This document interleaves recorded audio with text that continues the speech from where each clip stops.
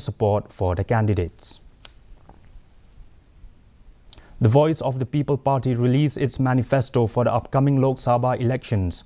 The amendment of the National Education Policy 2020, the review and reconsideration of the border dispute resolution between Meghalaya and Assam, reservation of jobs, the implementation of the Inner Line Permit ILP, and opposition to the Citizenship Amendment Act have found space as the key issues in the election manifesto.